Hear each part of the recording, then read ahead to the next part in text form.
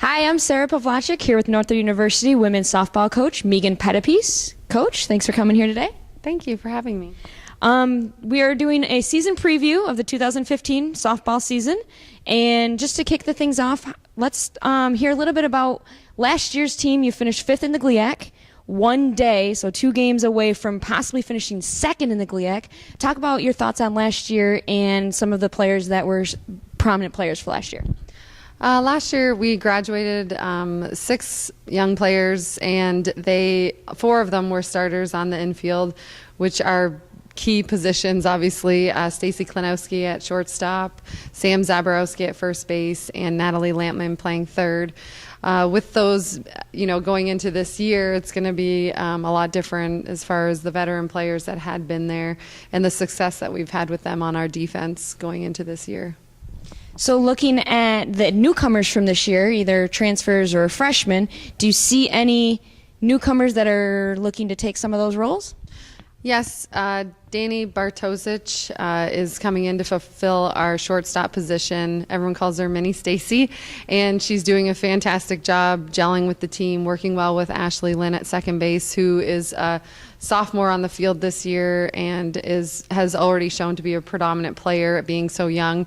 So I think the two of them working on the infield together. And Andrea Giedel is a returning sophomore who's going to be filling into those positions at first and third.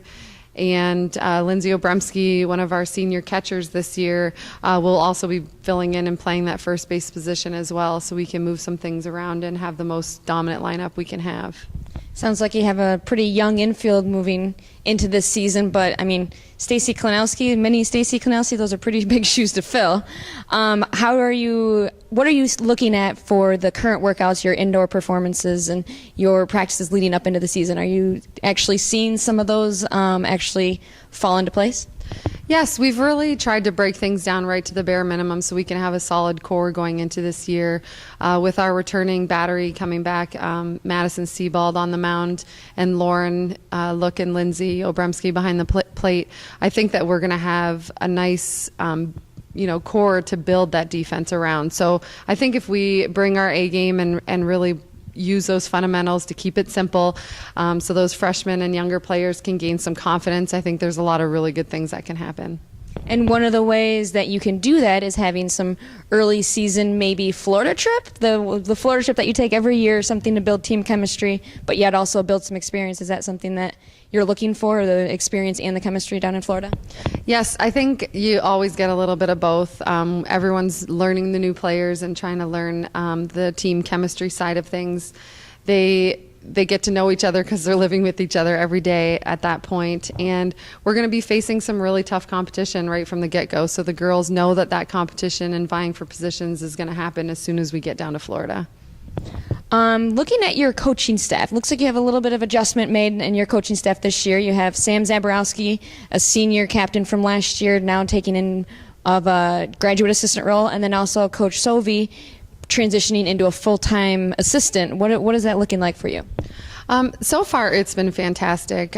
Greg last year was a part of our coaching staff in an assistant role position, and I always included him in everything. So that transition into being the full-time assistant varsity coach has been fantastic. Sam being obviously a leader already on the program, I think the girls respect her and have really taken to her being there to giving them a lot of feedback as well in practice. So it's worked out great. Yeah, a lot of experience in both of those new assistant coaches. They're great additions to have to your coaching staff. Looking into the season this year, the 2015 softball season, what are you looking for most in both your players, returners, new, and who are you looking for to step up? What are you looking at for this coming season? I'm really expecting our returning pitchers, Madison Sebald, Kayla Gust, Casey Brown, Vanessa Ewing, all the pitching staff to really step up, because I think our defensive game isn't going to be 100%. I think that, we are young, we're going to make mistakes, like I said, and I think that we have to be able to handle it and work together as a team, and being able to build around that solid battery is probably going to be our biggest asset. So I think if we come to play and do a lot of the fundamental things that we've worked on in practice and go through things, I think that the team will have a lot of really good success. Okay, so we've talked a lot about the defense and the different positions on the field.